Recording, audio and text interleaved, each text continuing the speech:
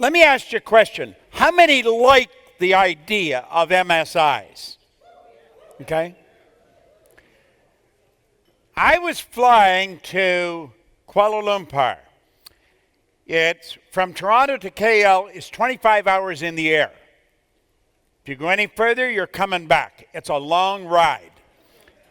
And I was going over there every month for about 5 years. So I fly over, fly back. And I don't watch movies hardly any time, and I don't watch them on a plane. I work on the plane with myself. I think and I jot notes, and I carry a little calculator, and so I'm always reducing big numbers to the ridiculous. It's just a habit I've got. And I was playing around, and I wrote one with 6 zeros on the top of a pad on my way there, and I was thinking, I had earned $1 million a long time ago in a year, and I thought, what's so big about it? You know, what's the deal? And because $1 million seems like a magic number to most people. It's not really very much money anymore. But if you haven't got any, it's a lot. And I'm thinking, you know, what do people do? And I was thinking a number of people that have earned a lot of money, and I thought, what do they do that's so different? And I couldn't really come up with an answer. And then I started to think of a few other people that I knew that was earning pretty good money. And it dawned on me, they don't just have one source of income. And I kept playing with that until I got it down. They had multiple sources, and then I had MSIs. And I thought, we should run a program where we teach people how to earn $1 million by setting up multiple sources of income. And I got off the plane in KL, and I phoned Mark Victor Hansen down Newport Beach. He got a hold of Jack Canfield. They got a hold of Lee Poulos.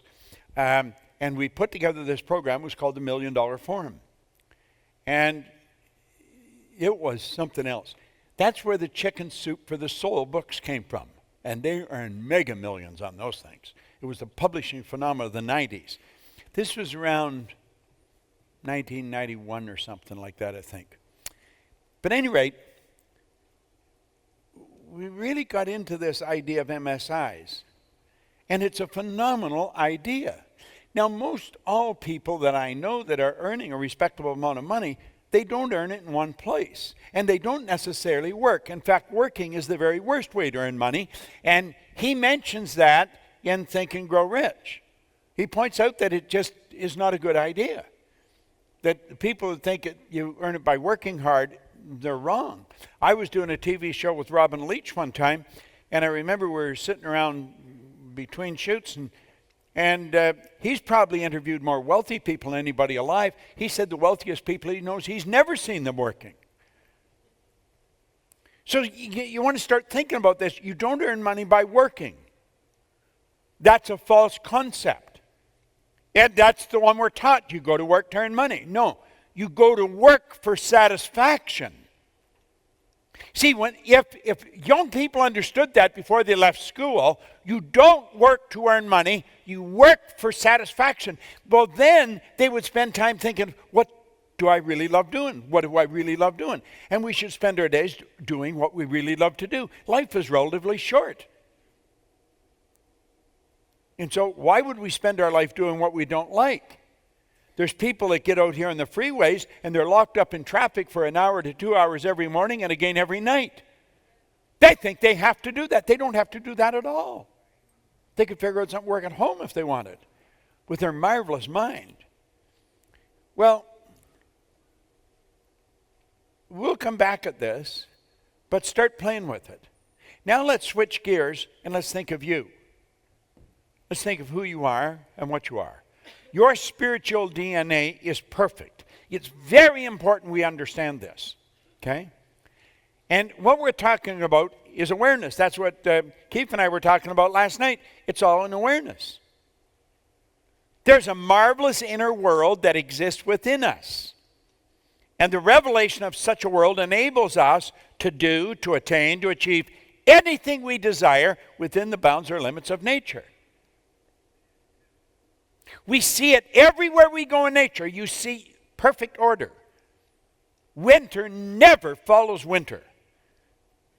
The night always follows the day. These are laws. When the tide goes out, it always comes in.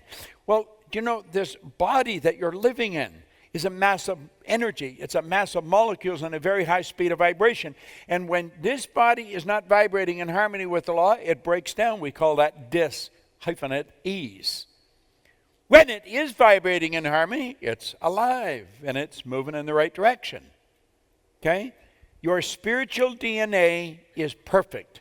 It requires no modification and no improvement. So, what we want to really understand is that the center of our consciousness is perfection. There's absolute perfection locked up within us. And that perfection is always seeking expression with and through us. There's something in us that wants to express itself in a greater way. So if you're running, you're going to want to run faster. If you're jumping, you want to jump higher. If you're selling, you want to sell more. Whatever you're doing, there's something in you wants you to do it better. Now, some people, they try a few times and they fail and they give up, they just quit.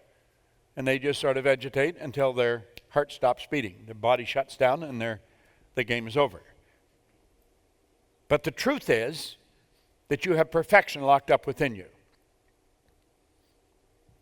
We're a spiritual being and spirit is forever present, evenly present in all places at the same time. Spirit's all powerful. All the power there ever was or ever will be is locked up within us. You'll often see where a very small woman or man maybe has a loved one trapped under a car. They'll lift the car right off the person. And somebody said, how did you do that? In a conscious state, they have no idea. They say, I don't know. They're not even aware of what they've done. See, there was a command given to their subjective mind, lift the car. If they had to throw it across the street, in that state, they could have thrown it across the street. So all the power is omnipresent. All the power you'll ever need is within you. It's ever present. This power is all-knowing. All-knowing. Any question you come up with, the answer's there. The answer's the flip side of the coin. You couldn't have a question without an answer. The idea of a rhetorical question is a question without an answer. That's a statement. That's not a question. Question, answer. That's the law of polarity, the law of opposites. Inside, outside. Up, down, hot, cold. There'd be no inside of this room if there wasn't an outside. You couldn't have a question without an answer. Well, see, what we want to do is come up with the right questions. That's what I was doing on the plane. I was playing with my mind. I was saying, how did you do it? What did you do? It's not work, you know? And you keep asking yourself questions and understand that the answers are there. Now, you've got to have enough confidence to follow your own answers. When you ask yourself a question and the answer comes, have enough confidence, know that you are God's highest form of creation. There's nothing that will equal you anywhere in the universe. See, all the other little creatures are completely at home in their environment. They blend in. You and I are the only one that's totally disoriented in our environment. And that's because we have the ability to create our own environment. We can literally create our own environment. Now, this is the real you. You are an expression of an infinite power. I think James Allen said you're the offspring of a deathless soul. Are you truly who you pretend to be? Isn't that interesting? Who are you? You know? Say, well, I'm Bob. I'm not Bob at all. Bob is my name. It's not me. I'll say, well, this is me. No, this is my body. You never hear anyone say am hand or am body. They say my body, my hand, my name. Who am I? I am a soul. I don't have one, I am one. And the soul is forever seeking its awareness of its oneness with that which is. It's just awareness, that's all we're ever seeking. And as we develop a greater awareness, it's reflected in our life. People don't earn $100,000 a year because they want $100 a year. They're earning $100 a year because they're not aware of how to earn $100 a month. People are not alone and lonely because they like being alone and lonely. They're alone and lonely because they're not aware of how to develop meaningful relationships. It's all in awareness. Well, we've got to understand we are spiritual beings living in a physical body, and we've been gifted with an intellect. But all the power there ever was or ever will be is 100% evenly present in all places at the same time. The answer to anything is already here. That's why Dr. von Braun said to President Kennedy, all you need is the will to do it. 5 words. Just decide on the target. You go way back to 1908. That's what Andrew Carnegie told Napoleon Hill.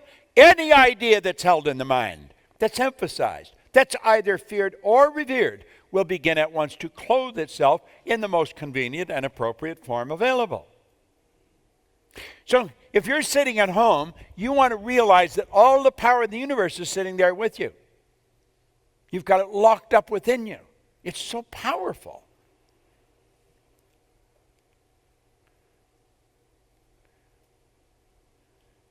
James Allen says you are the offspring of a deathless soul. We dropped a letter there. Okay. Now, ever present, all powerful, all knowing. We want to know that we've got everything locked up with inside. In our sanctum sanctorum, go to the quiet place, go to the closet, close the door, go inside and realize that you can connect to an infinite power that you are an expression of. Now, the laws are exact. The law of your being is perpetual increase, progress, growth. So when one good is realized, another desire for greater good will develop. And when a higher state is reached, another more glorious state will unfold your vision and urge you on and on. Hence, the advancing life is the true life, the life that God intended you to live. You see, there's something within us that wants to express itself in a greater way. It's the essence of who we are. It's our spiritual essence.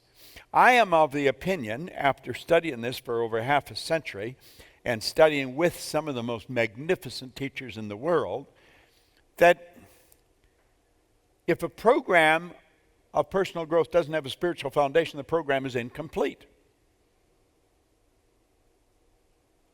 And I have watched all kinds of programs come and go. They didn't have a spiritual foundation, it's incomplete.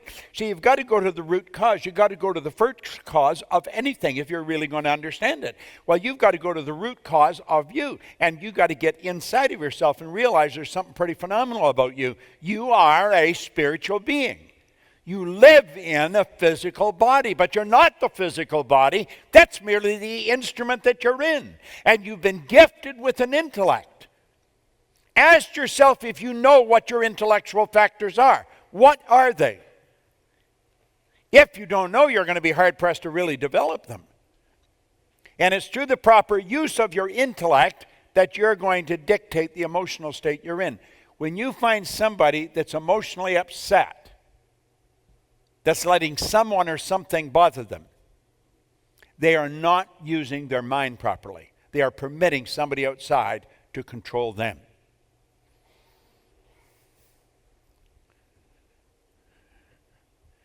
Now, I think this is vitally important that we understand this. Let's back it up a bit. You are a spiritual being. You live in a physical body. You're gifted with an intellect. And we will touch on this, what the intellectual factors are. But I tell you, I could walk by you in the hall and I could tell you so much about you. I could shock you with what I know. Because everything that goes on the inside shows on the outside. You don't hide anything. Your body is a mass of energy in a very high speed of vibration. And that body casts off energy. And the energy that it casts off, you've got a mental faculty that can pick that up and read it. You can read the vibration. The vibration tells you what's going on inside. It's a wonderful thing to start to understand. Now, through the use of your intellect, you can control your emotional state. We were teaching a group of kids a few years back. In fact, one here. Where's Sarah? Is Sarah? You're Sarah. Hi, Sarah. How are you? I was talking to Sarah's mother on the phone. She gave me Sarah's number. The last time Sarah was in a seminar, she was 11. Now, I'm not going to tell you how old she is, but that was 20 years ago.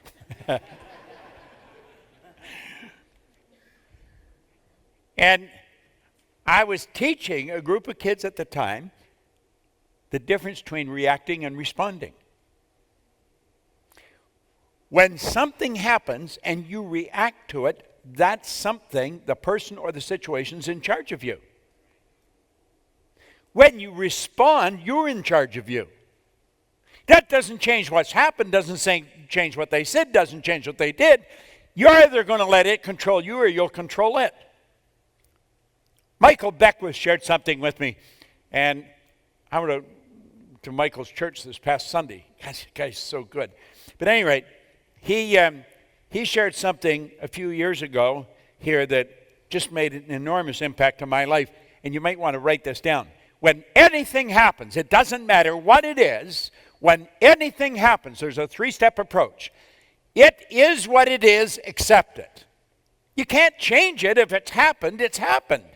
When anything happens, somebody says something, something happens. When anything happens, it is what it is, accept it.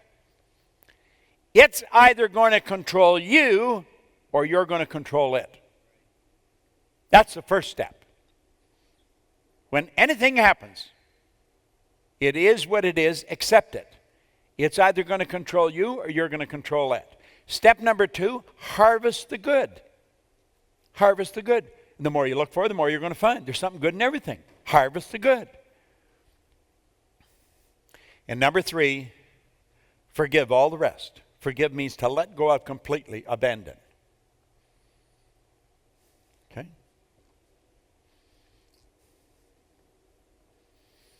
Now, you see, through the use of our higher faculties, we can take control of our emotional state. I was working with a group of young guys in the hotel lobby the other day. A friend of mine come by and brought some of his buddies who were over from Belgium, just yesterday was. And we got talking, and he was studying the law of attraction. I said, listen, forget about law of attraction for a minute. I said, do you know what you want to do? Become aware of how you feel. Get in touch with yourself. Become aware of how you feel. If you don't feel good, that means you're in a negative vibration.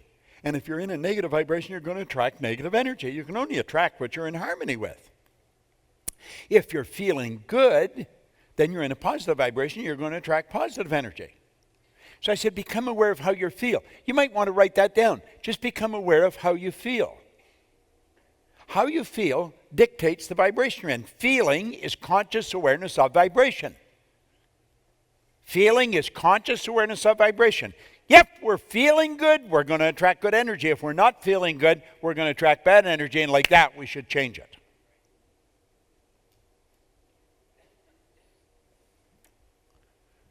The intellect has control of what we do with information when it comes to us. We either let it control us or we control us. Okay? Now, it's a matter of choice. All failures in life, are due to taking sides with the finite around us. All success in life is due to taking sides with the law within us.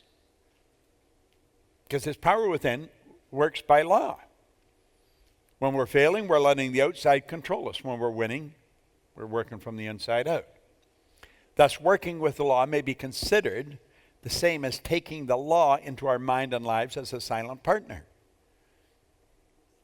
Now, look at this is not something you're just going to pick up and master it overnight. I've been working at it a long time, and I haven't got it down pat yet. But I'm going to tell you, if I'm starting to feel bad, I don't stay that way very long because I know I'm doing it to myself. Where at one time I used to feel bad for long periods of time, and I'd only feel good every now and then. I was not happy. I don't think I was ever happy. Happiness and having fun are two different things. Fun is very shallow. Happiness runs very deep and is long-lasting. We've got to understand the difference in these things. Okay? Now, let's think of this and think of yourself.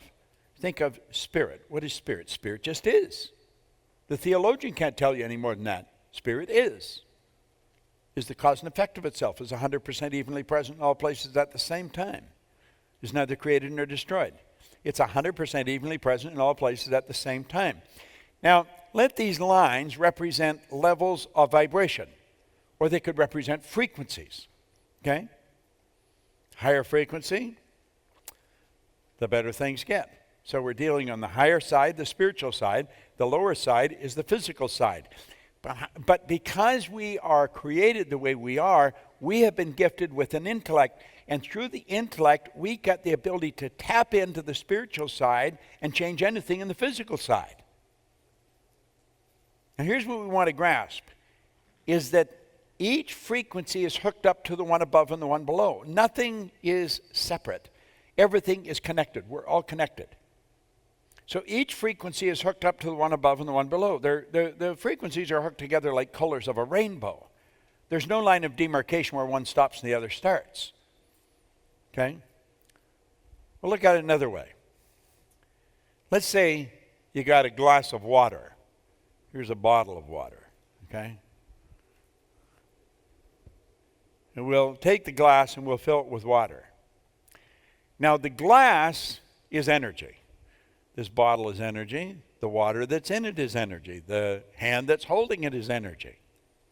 If you add heat to that container of water, it will not stay in that vibration any longer. It will move into a higher frequency, a higher vibration, and it'll be called steam. Now, you have not got rid of the water or the energy. You just got rid of the water. You caused the water to change into steam. And you increase the energy, you add more heat, and it moves into air, ether, or gas. It's the same energy, just moving at a different speed. So if we bring them all back, there's the steam and there's the water. It's all energy, just moving on a higher frequency. And what we've got to understand is that they're all connected. There's no line of demarcation. You can't tell where it stopped becoming water and started to become steam. Well, you know, we can take this energy that comes into our mind and we can cause it to move into whatever form we want. Because we are spiritual beings and we've been gifted with an intellect, we can activate that intellect and tap into a world that's omnipresent. Where's thought? Thought is omnipresent. And we pull the thoughts together and we can build an idea. What kind of an idea? Whatever kind of an idea you want. You have freedom of thought.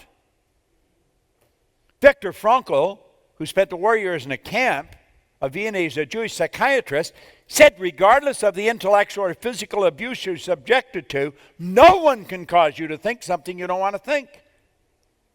That's where you have freedom. You can think whatever you want. You can say, well, it's because of this. No, it's because of your choice. And the ideas that we hold ultimately move into form.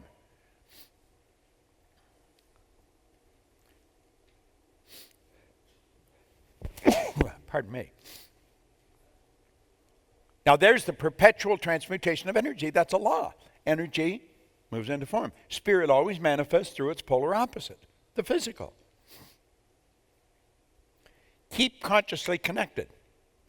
We're then conscious of the source and the creator of all power and realize and receive the many benefits that surround us. That's what we were saying last night. We were talking. I was saying to Keith, I said, listen, all this good you're telling me that's coming into your life now, it's always been here. Wendy, his wife, was telling me one time, the last time we were together, that at one point they made up their mind they wanted to change their business. They wanted to change some of the people they're associating with. They wanted to get with people that are more upbeat and alive. And she said, you know, that's all happening. It happens because you decided it would happen. You don't understand how it'll happen. Now look at what we want to do here is look at the mind. If you go back now, some of you have been through this many times, but I can assure you I've been through it many times. Go back onto page 4.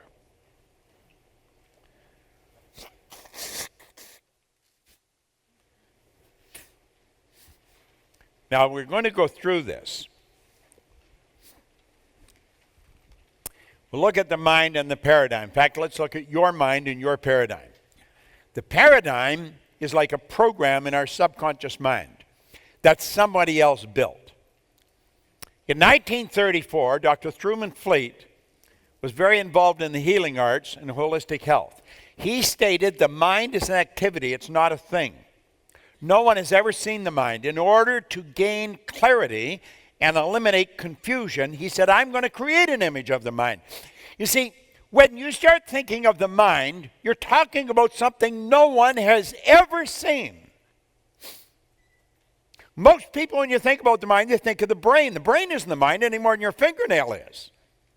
The brain is part of your physical body. The brain is the electronic switching station. As you think, you activate brain cells, alter the vibration you're in. This thing here is a mass of molecules in a very high speed of vibration. Well, as you activate brain cells, you alter the vibration you're in. She was thinking you can really wind yourself up or you can put yourself down. Now he said, nobody's ever seen the mind. I'll draw a picture. And he said, this is going to represent the mind and the body. Now I remember the first time I saw that, I laughed. But I soon quit laughing. Listen, in 55 years I've been studying every day, studying the mind, and this is the most valuable idea I've ever learned. The big circle represents the mind, the conscious and subconscious. The little circle represents the body. And like I say, this is the most valuable idea I have ever learned, bar none. Now let's take a look at how this works. There's your drawing. There's your conscious mind, subconscious, and body. Now the conscious mind is your thinking mind. You have the ability to think. Thinking is the highest function that you're capable of.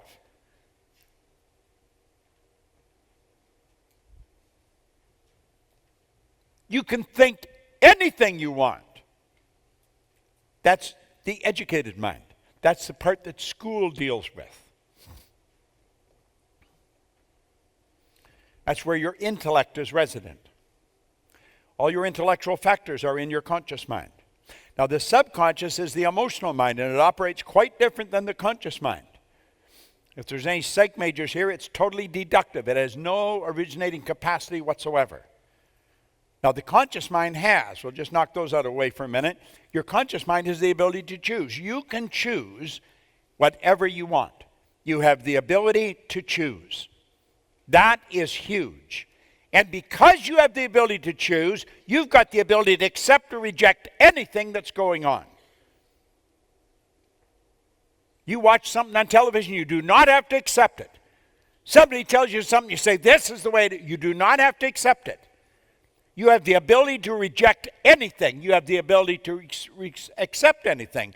And if you reject it, you have the ability to originate. Because this power is flowing to and through you all the time. It never stops. Now, that's what your conscious mind can do. And before anything can get to your subconscious, it must pass through the conscious. If you're not using the conscious, then the subconscious is wide open. The subconscious mind must accept whatever you give to it because it has no ability to reject. And this is the part, it doesn't seem to matter how many times you hear this, I question whether we really get it.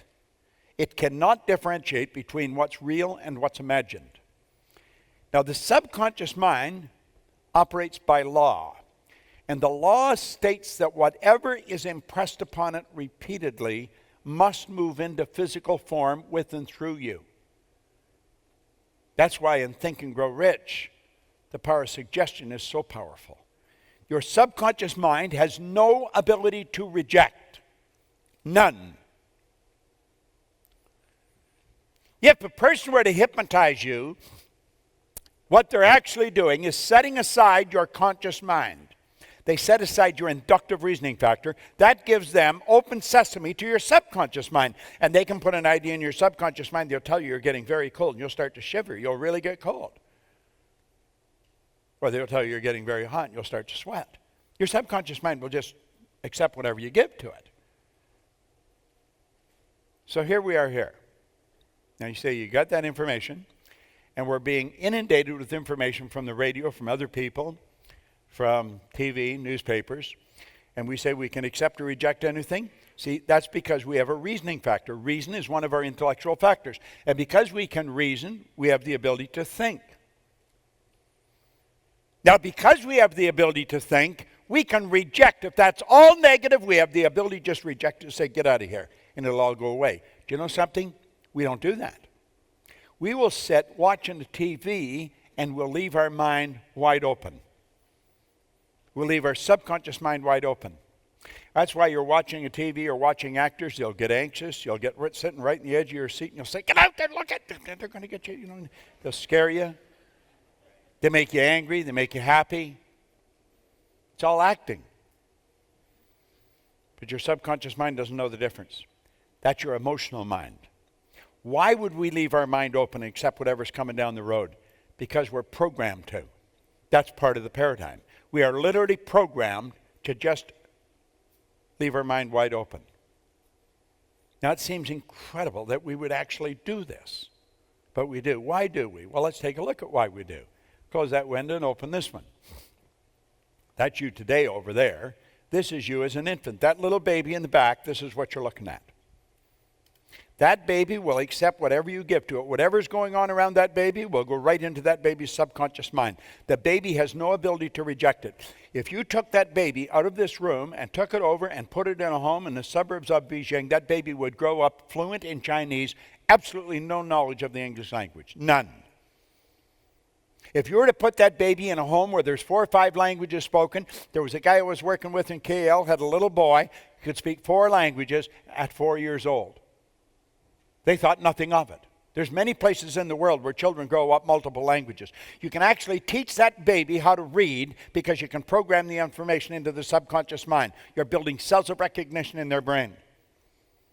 You can show them the words and sound the words, and it's going right into their subconscious mind. And when they've got a vocabulary, when they can talk, you can give them a book on the CAT scan and they'll read it to you. Now, many people say, "I don't believe that." Then you'd probably never do it. That's being done.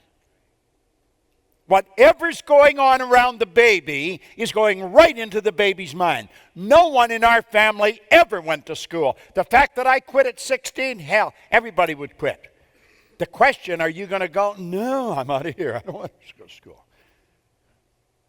Do you know all I changed? I changed one question. I didn't ask my kids if they were going to go. I asked them where they were going to go. Isn't it amazing? Changed the whole breed just by changing one question. That's the way a baby is. That's the way you were. What was going on around you? We're under contract right now with Torture Penguin, the largest publishing company in the world, to write a book on paradigms. This is what it's about. Your belief system. You don't even know where your beliefs came from. You have no idea where your beliefs came from. You inherited them. At the moment of conception, all mom's DNA and all dad's DNA, boom, come together. That formed the essence of you.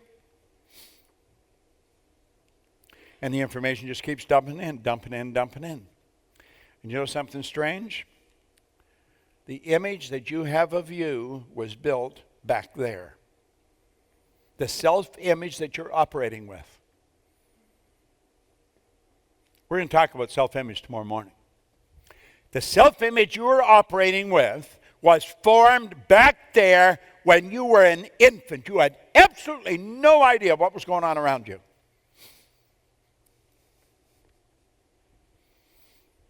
I was born during the Depression. So I was raised with the idea if you get any kind of a job, you're lucky.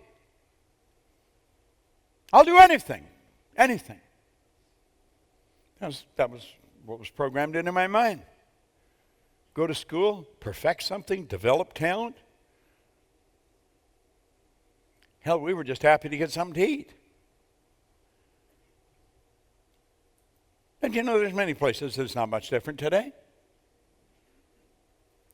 That's how the self-image is formed. Self-image is just one idea. That's how you see you.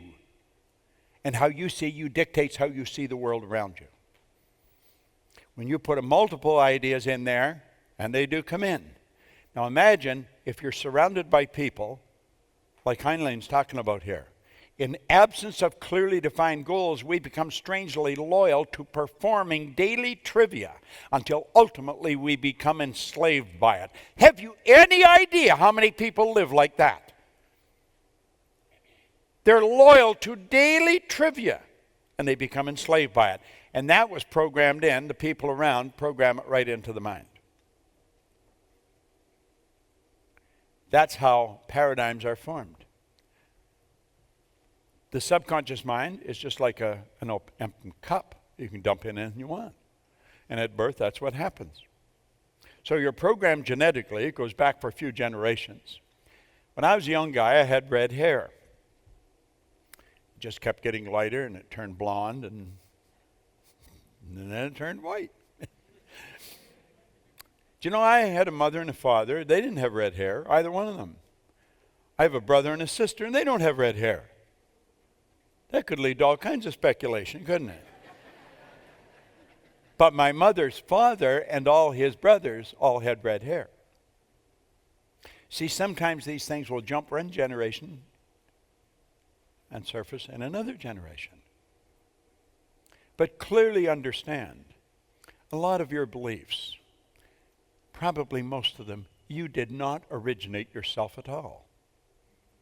They were built right in at birth. They've been passed down from one generation to the next. And when you analyze your beliefs in the light of truth, some of them are absolutely ridiculous. At any rate, that's how we were up till 4 or 5. And then, here we are today. We're living much the same as we did as little kids. Our mind is left wide open. People follow each other. They're like sheep. Reminds me of a cute joke about sheep. Before the service started on Sunday in Michael's church, Jack Canfield was there and come over and he told me a story, and I thought, that's a great seminar joke. It's about these two guys out on a horse. They didn't know each other, and they're riding along, and they meet on the road. One was going one way, and the other was going the other way. And the one guy was a ventriloquist. And he met up, and he introduced himself, and they started talking, and the ventriloquist said, "Do you mind if I talk to your horse?" The guy says, "Horse can't talk." Oh, he said, "I bet he can." So he said to the horse, "What's your name?" Horse says, "Bill." He says, "How's things, Bill?" He says, "Pretty good, pretty good." He said, "I'd like it if you put a little more oats in my food, but it's pretty good." And he says, "Do you mind if I talk to your dog?" He says, "What's your dog's name?" He says, "Rover." He says, "Hi, Rover." Rover says, "Hi." He says, "How you doing, Rover?" He's "Pretty good." He says, "How you being treated?" Well, he said, "I got fleas." He said, "I wish you would get me a flea collar and get rid of these damn things because it's pretty itchy. I have trouble scratching." He says, "God, do you mind if I talk to your sheep?" He says, "The sheep lie."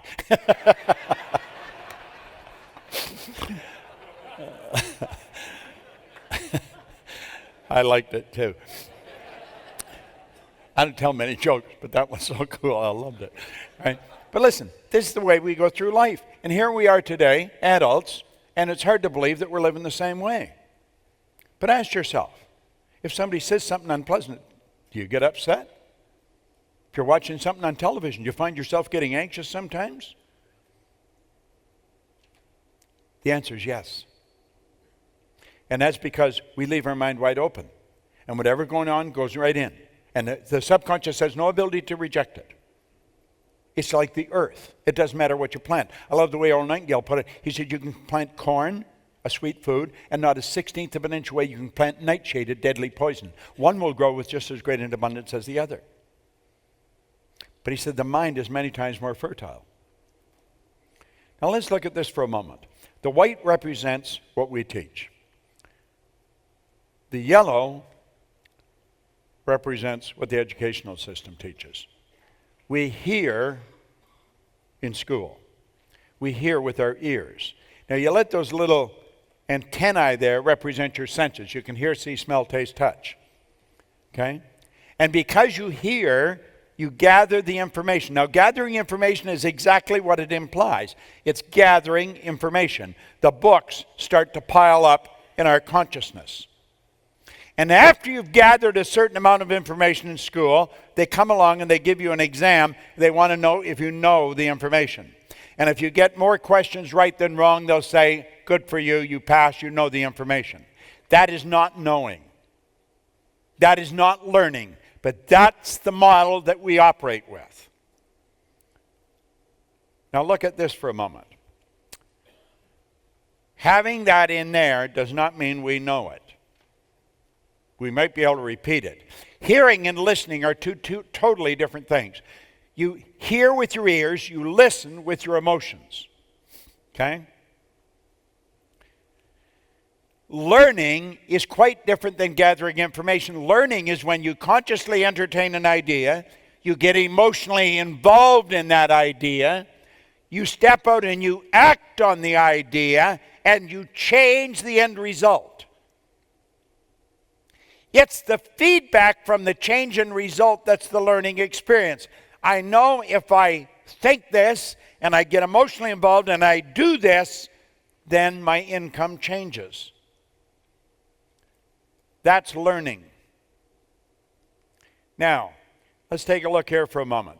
School gave us valuable knowledge. However, school never taught us how to alter the old paradigm.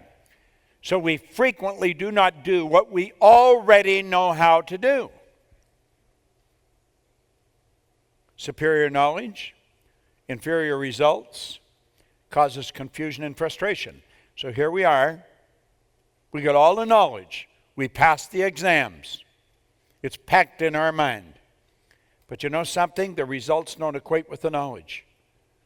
They are so smart. They know so much. I wonder why they're getting such terrible results. It's because the knowledge doesn't control the results. The paradigm does. The paradigm dictates the results.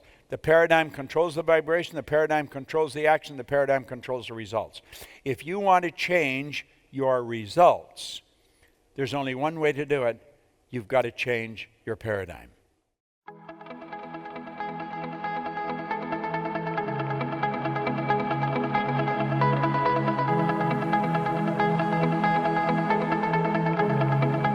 Check us out at ProctorGallagherInstitute.com for tips, tools, and resources.